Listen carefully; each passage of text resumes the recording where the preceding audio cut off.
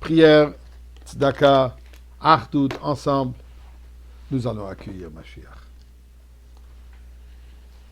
Membre de ma famille m'a raconté quelque chose d'extraordinaire. Ce Tisha B'Av, sa petite fille, 5 ans. Personne ne lui a conseillé, personne ne lui a dit de le faire. M'a pris sa robe de Shabbat, l'a préparée dans sa chambre, prête à la porter. Dès qu'elle entend le son de Mashiach, le son du chauffard du dévoilement de Mashiach, elle est prête pour mettre sa robe de Shabbat.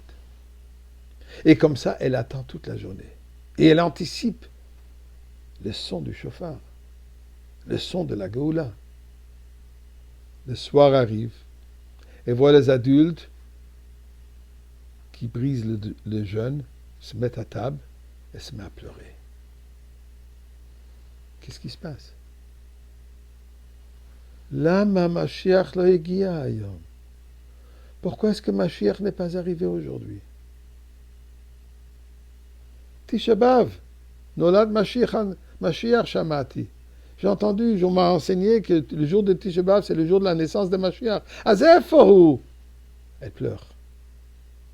Coule des larmes qui viennent du fond de son âme. Ce ne sont pas des larmes d'oignon. Ce sont des larmes de la pureté de l'âme de ces petits enfants.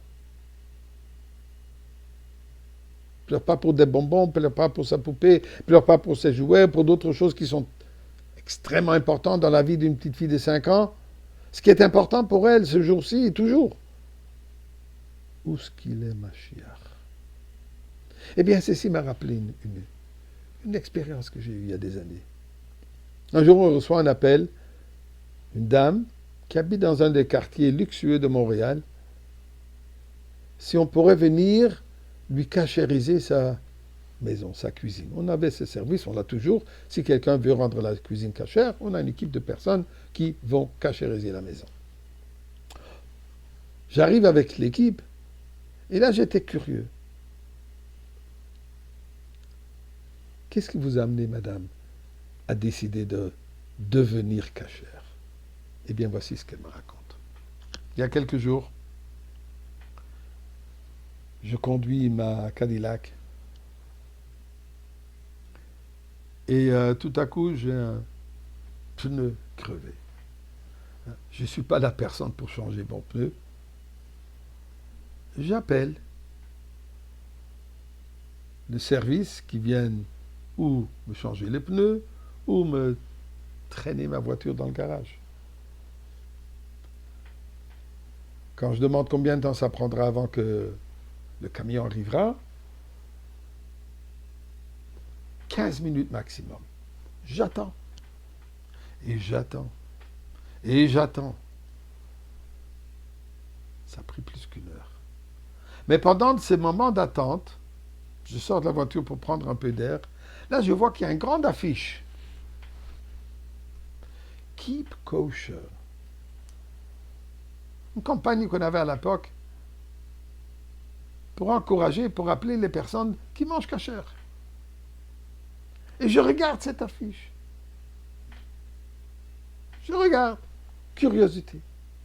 Mais après un certain moment, je réalise. Mais un instant, ça fait 1 heure que je suis là. Cette affiche, mais elle me parle à moi. Dès que j'ai réalisé que cette affiche est un message à moi personnellement, pas au monde entier, mais à moi, là j'ai décidé, effectivement, il faut que je devienne cacheur. Quelques instants plus tard, le camion est arrivé.